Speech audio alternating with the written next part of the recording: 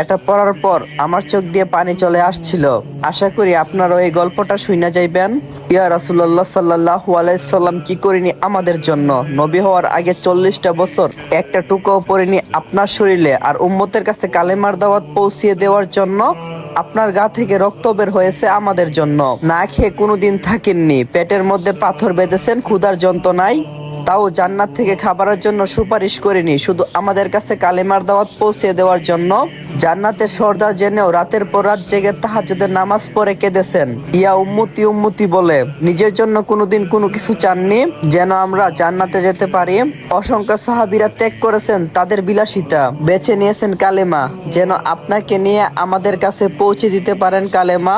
ইয়া রাসূলুল্লাহ, মেরাজের রাতে যখন জান্নাত দেখছিলেন, চাইলে আপনি সেই জান্নাতে থেকে যেতে পারতেন, কিন্তু আপনি উম্মতের জন্য ফিরে এসেছেন।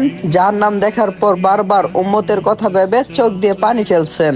ইয়া রাসূলুল্লাহ সাল্লাল্লাহু আলাইহি ওয়াসাল্লাম, যেদিন আজরাইল আলাইহিস সালাম এসেছিলেন জান কবজ করতে, আপনার কাছে অনুমতি চেয়েছেন। আপনি বলছেন, ভাই আজরাইল, আমি চলে যাওয়ার পর আমার উম্মতের কি হবে? ইয়া রাসূলুল্লাহ, সেদিনও আপনি আপনার কথা ভাবেননি, শুধু ভাবছেন গুনাহগার উম্মতের কথা। আপনি মৃত্যুর যন্ত্রণায় বলছিলেন, হে আজরাইল, আমার বুকের উপর কি যেন পাহাড় রাখলে এত কষ্ট কেন হচ্ছে? আজরাইল আলাইহিস সালাম কষ্টে মুখটা অন্যদিকে ফিরিয়ে বলছিলেন, ইয়া রাসূলুল্লাহ, শুধু আমার হাতটা রেখেছি। জবাবে আপনি বলছিলেন, শুধু হাত? এটা রাখতে এরকম যন্ত্রণা? জিবরাইল, যত কষ্ট দেওয়ার আমাকে দাও, আমার উম্মতকে কোনো কষ্ট দিও না। শুধু এই দুনিয়াতে না, কিয়ামতের দিন যখন সকল মানুষ ছুটাছুটি করবে এক নবীর কাছে থেকে কোনো আশ্বাস না পেয়ে অন্য সব নবীদের কাছে গিয়ে বলবেন, ইয়া নাফসি ইয়া নাফসি, একমাত্র আপনিই বলবেন, ইয়া উম্মতি ইয়া উম্মতি ইয়া উম্মতি। সেদিনও আপনি কান্নায় লুটিয়ে পড়বেন, সেজদায় বলবেন, আল্লাহ, আমার উম্মতকে বাঁচান। আর আমরা সেই উম্মত আজ সুদ ঘুষ জেনা বিবেচার পরকিয়া ঢোল বাজনা বেপর্দা বেহায়া নাফরমানিতে লিপ্ত। ইয়া রাসূলুল্লাহ, আজ আপনার জন্য না, ও মুসলিম মুশরিক কাফিরদের জন্য চোখ দিয়ে পানি ফেলি, আবার তাদের কালচারও অনেক অনুসরণ করি। ইয়া রাসূলুল্লাহ, একটু সময় হই আপনার জন্য আপনার দুরূদ পড়ার। আজ আপনার এই উম্মত আপনার যোগ্য হলো না। প্রিয় ভাই আর বোন, নিজেদেরকে কয়েকটি প্রশ্ন করুন, আমরা এমন একজন নবীর উম্মত হয়ে কি করছি, যে নবী মহান আল্লাহ তাআলার বন্ধু ছিলেন।